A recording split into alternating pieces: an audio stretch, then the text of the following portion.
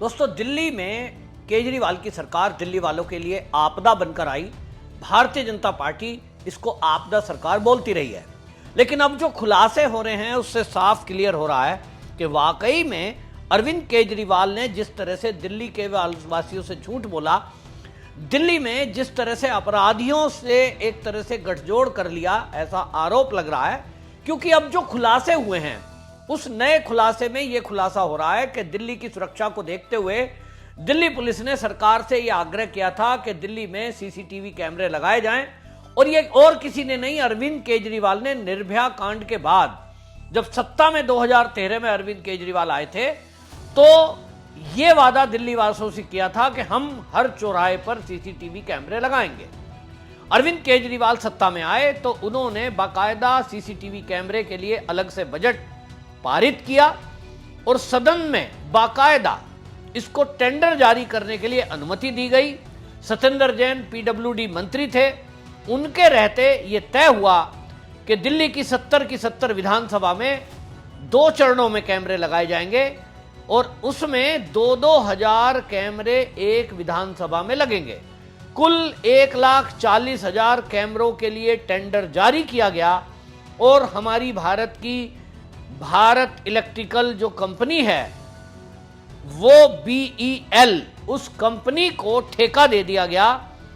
2019 तक दिल्ली में वो पूरे कैमरे नहीं लगे क्योंकि टेंडर प्रक्रिया में जो बीच में वेंडर था उसको सरकार के द्वारा ये कहा गया कि आप रेट बढ़ा के लाओ। पहली बार ऐसा हो रहा था कि मंत्री कमीशन मांग रहे थे और वेंडर कह रहा था कि मैं कमीशन कहां से दूं, तो उसको कहा जा रहा था कि आप रेट बढ़ा के लाओ। यह आरोप किसी और ने नहीं, BEL कंपनी के कर्मचारी ने बाकायदा इस मामले को लेकर कंप्लेंट की और उस कंप्लेंट में 2019 में यह आरोप भी लगे सत्येंद्र जैन पर कि BEL कंपनी पर 16 करोड़ का जुर्माना लगा दिया गया जब उन्होंने उनकी कंडीशन नहीं मानी। और 16 करोड़ का जुर्माना ये हटाने के नाम पर 7 करोड़ की रिश्वत लेने का भी आरोप ये लगा। हालांकि LG ने जब ये एप्लीकेशन BEL कंपनी के कर्मचारी के द्वारा दी गई कि हमको परेशान किया गया है, हमारी कंपनी पर 16 करोड़ का जुर्माना लगा दिया है क्योंकि हम रेट बढ़ाकर नहीं दे रहे थे और उसके कारण हमारे से 7 करोड़ रुपए रिश्वत वसूली गई, उसके जो एविडेंस थे वो सब के सब LG के पास गए और LG ने इसको गृह मंत्रालय को भेजा। ACB ने प्रथम दृष्टा जांच करने के बाद यह पाया कि वाकई में यह कमीशन खोरी हुई है और कैमरे लगाने का जो टेंडर था इसमें भी अनियमितता हुई है। अब इस पर जांच होना बाकी है क्योंकि दिल्ली में एक के बाद एक घोटाले खुलते जा रहे थे। दिल्ली में शराब घोटाला, कहीं क्लासरूम घोटाला, कहीं मोहल्ला क्लिनिक घोटाला, कहीं DTC की बसों में घोटाला। यानी अरविंद केजरीवाल ने कोई ऐसा मौका छोड़ा नहीं, कोई ऐसा मंत्रालय छोड़ा नहीं, दिल्ली का कोई ऐसा कोना छोड़ा नहीं जहां भ्रष्टाचार ना किया हो। एक से बढ़कर एक बड़े बड़े घोटाले खुलते जा रहे थे तो कैमरों का घोटाला कहीं दब कर रह गया। लेकिन अब दिल्ली की विधानसभा में यह मैटर उठा है और इस मामले को ओम प्रकाश शर्मा जो विश्वास नगर के विधायक हैं उन्होंने इस मुद्दे को उठाया और उन्होंने ये भी बताया कि जिस तरह से हर विधानसभा में 2000 कैमरे लगाने का आदेश हुआ था, मेरी विधानसभा में केवल 40 कैमरे लगे। उनका आरोप है कि भुगतान 2000 का हुआ, लगे केवल 40। तो इसका मतलब यह है कि 1960 जो कैमरे थे इसके पैसे मिल बांट के खा लिए गए। ओम प्रकाश शर्मा ने यह आरोप लगाया है कि इसकी जांच होनी चाहिए कि मेरे एरिया में अगर एक विधानसभा में 1960 कैमरे उनका पैसा खा लिया गया, 40 लगाए गए 2000 में से, तो पूरी दिल्ली की 70 विधानसभा हैं, तो सोचिए कितना मोटा पैसा इसमें खा लिया गया है, भ्रष्टाचार की भेंट चढ़ा है। तो जांच के बाद पता चलेगा कि वो सत्येंद्र जैन की जेब में गया या सत्येंद्र जैन की जेब में से होता वो केजरीवाल तक भी पहुंचा। इस बात का जवाब तो सत्येंद्र जैन देंगे। अभी तक सत्येंद्र जैन जमानत पर शेल कंपनियों के घोटाले को लेकर चल रहे हैं। मोहल्ला क्लिनिक का भी घोटाला उन्हीं के नाम है और अब ये CCTV कैमरे का घोटाला भी सामने आ चुका है। प्रवेश वर्मा जो PWD मंत्री हैं उन्होंने इस बात को लेकर दिल्ली की विधानसभा में दिल्ली वासियों से यह वादा किया है कि मैं इसकी जांच कराऊंगा। और निश्चित जानिए, जैसा मैंने कहा 70 विधानसभा हैं और एक विधानसभा में यदि 1960 कैमरे खा लिए गए तो अब आप सोच सकते हैं कि कितना बड़ा घोटाला ये निकलकर सामने आने वाला है। यहां आपको बता दें कि ये जो सारा मामला है अगर खुलता है तो 1,37,200 कैमरे, 1,40,000 कैमरे का ऑर्डर हुआ और अगर यही रेशो रहा है तो 1,37,200 कैमरे, इनका पैसा खा लिया गया।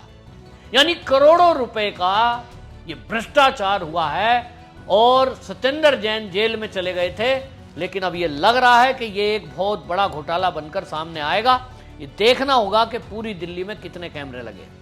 इससे एक बात और साफ हो रही है, वो ये कि दिल्ली में जो अपराध बढ़ रहे थे, एक तरफ अरविंद केजरीवाल की सरकार में अमानतुल्लाह खान वो रोहिंग्याओं को बसाने का काम कर रहे थे, वो घुसपैठियों के लिए बिजली का कनेक्शन, पानी का कनेक्शन, राशन कार्ड बनाना, ये सब में सरकार लगी हुई थी। और दूसरी तरफ जो अपराध बढ़ रहे थे, आप दिल्ली के सीमापुरी आइए, जहांगीरपुरी जाइए, आप दिल्ली के भजनपुरा एरिया में जाइए, आप ओखला क्षेत्र में जाइए, ऐसे अनेक आउटर एरिया में ये रोहिंग्या, बांग्लादेशी घुसपैठिए बसे हुए हैं। झुग्गी झोंपड़ी बस्ती है और इनके पास आपको कहीं भी सीसीटीवी कैमरे नहीं मिलेंगे। दिल्ली में सरेआम बसों में चलते हुए लोगों के मोबाइल फोन छीन लिए जाते हैं, चैन स्नैचिंग हो जाती है, रेप तक की घटनाएं होती हैं। और तो और स्कूल के बाहर बच्चे अपनी बाइक और मोटरसाइकिल, स्कूटी खड़ी करते हैं, उनकी चोरी हो जाती है। पुलिस के लिए यह सिरदर्द बनता है।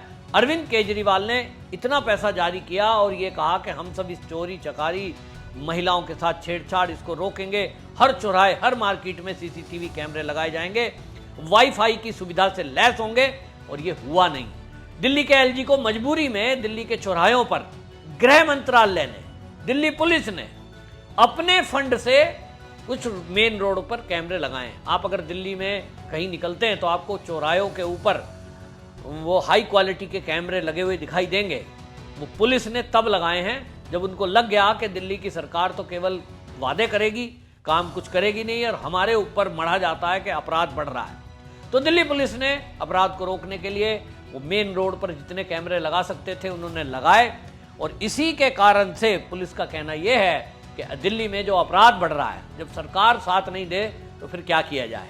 तो ये बात एक उठ रही है कि क्या दिल्ली के अपराधियों के साथ अरविंद केजरीवाल ने कोई डील की थी क्या? क्योंकि अगर सीसीटीवी कैमरे एक विधानसभा के अंदर 2000 लगे होते, पूरी दिल्ली में 1,40,000 सीसीटीवी कैमरे इंस्टॉल कर दिए जाते, तो सोचिए कि 1,40,000 कैमरे से दिल्ली लैश होती, तो कोई भी अपराधी अगर अपराध करके भग रहा है, बच रहा है, तो उसको पकड़ने में पुलिस को सुविधा होती। ये कैमरे अरविंद केजरीवाल ने नहीं लगाए या नहीं लगने दिए। इसका मतलब यह है डायरेक्ट इनडायरेक्ट वो अपराधियों के साथ गठजोड़ कर रहे थे। वो डायरेक्ट इनडायरेक्ट अपराध को बढ़ावा देने के लिए सह दे रहे थे। सोचिए, एक तरफ अरविंद केजरीवाल हमेशा और पूरी आम आदमी पार्टी ये कहते थे साहब ये तो गृह मंत्रालय के अधीन है, ये जो दिल्ली की पुलिस है ये अपराध रोकने में नाकाम है, हमें दे दो, इस पुलिस को हमें दे दो, हम सुधार करेंगे। भाई दिल्ली की पुलिस हो या लंदन की पुलिस, अगर उसको सुविधाएं नहीं मिलेंगी तो अपराध को कैसे रोका जाएगा। लंदन में या अमेरिका में वहां भी अपराध होते, लेकिन सरकार वहां इस तरह का रवैया नहीं रखती। सीसीटीवी कैमरे एक बड़ा आज की डेट में हथियार है, लेकिन दिल्ली में दिल्ली की सरकार ने दिल्ली की जनता की सुरक्षा पर खिलवाड़ किया और ये कैमरे ना लगाकर जेब भरने का काम किया। ऐसा आरोप अब ओम प्रकाश शर्मा जी ने लगाया है। इस पर जांच होनी चाहिए। और जैसा मैंने कहा कि 2019 में BEL कंपनी पर जुर्माना लगा था, यह दस्तावेज है, दैनिक भास्कर में इसको लेकर समाचार भी छपा था। 16 करोड़ रुपए वेंडर को मूल्य बढ़ाकर ये देने के नाम पर, और जब उसको ये हुआ कि भाई किस बात पर पता नहीं 16 करोड़ रुपए उस पर जुर्माना BEL कंपनी पर लगाया गया। जब एम्प्लॉय ने ये कहा भाई ये हम कहाँ से देंगे, तो ठीक है हम इसको खत्म कर देंगे, लेकिन 7 करोड़ रिश्वत आपको देनी पड़ेगी। तो कहीं ना कहीं BEL कंपनी इस जांच के दायरे में आती है और उन्होंने खुद कंप्लेंट LG को की है। अगर ये चीज़ें खुलती हैं तो ये भी पता चलेगा कि किस तरह से दिल्ली में जो टेंडर दिए जा रहे थे उसमें भी रिश्वतखोरी की जा रही थी। PWD मंत्रालय सत्येंद्र जैन के पास था, स्वास्थ्य मंत्रालय सत्येंद्र जैन के पास था, लेकिन उनके जेल जाने के बाद ये PWD मंत्रालय अब आतिशी मार लेना, इनके मामले में भी अब लगता है कि अगर घोटाले खुलेंगे कि दिल्ली के अंदर जो भी 2-4 पुल बने हैं, जो भी कुछ सड़कें बनी हैं अरविंद केजरीवाल के सरकार में, इसका मतलब कहीं ना कहीं उनमें भी कुछ इस तरह की अनियमितता हुई है। कहीं टेंडर प्रक्रिया में कोई घोटाला तो नहीं हुआ है। प्रवेश वर्मा जो कि PWD मंत्री हैं, हालांकि उन्होंने CCTV कैमरे की जांच की बात की है, लेकिन मुझे लगता है कि PWD मंत्रालय में अभी और कई बड़े घोटाले खुलना बाकी है। प्रवेश वर्मा का यह काम बढ़ने वाला है। दिल्ली में जितनी भी सड़कें बनाई गई, मैं एक सड़क बता रहा हूं आपको वीडियो के माध्यम से। अगर आप अक्षरधाम की तरफ से, दिल्ली में अक्षरधाम मंदिर है, उस अक्षरधाम तिराहे से नोएडा की तरफ जाते हैं तो मयूर विहार फ्लाईओवर आता है। उस मयूर विहार फ्लाईओवर पर सड़क में कोई कमी नहीं है, पूरी सड़क ठीक है, लेकिन उस सड़क को खोद कर, बुलडोजर से खरोंच कर, फिर से उस पर एक लेयर तारकून की चढ़ा दी गई, यानी फिर से उसी बजरी में तारकून मिला करके फिर से सड़क बनाई जा रही है। प्रवेश वर्मा जी को मैं इस वीडियो के माध्यम से कहना चाहता हूं, और वहां के तेज तर्रार नेता भी हैं रविंदर नेगी, वो भी इस मामले को देखें। और ये खाली एक एरिया का मयूर विहार का मामला नहीं है। नंदनगरी सीमापुरी में आप देखेंगे, वहां पर जो राजीव गांधी हॉस्पिटल है उसके पास भी यही स्थिति है, और लगभग पूरी दिल्ली में इस समय यही चल रहा है। उनको लगता है कि अभी ये नए नए विधायक आए हैं, विधानसभा का सत्र चल रहा है, लेकिन अधिकारी अपनी मनमर्जी करने पर लगे हुए हैं। जो सड़क ठीक है उसको खुरचा जा रहा है मशीन से, और फिर से उस सड़क को बनाकर इतिश्री कर दी जा रही है, ताकि मोटा जो फंड है वो यहीं पे खत्म कर दें सही सड़कों पर। और वो जो गड्ढे हैं सड़कों में, जहां सड़क पूरी तरह खराब है, जब उसके बनाने का नंबर आए तो ये अधिकारी कहेंगे प्रवेश वर्मा जी कि हमारे पास तो पैसा ही नहीं है।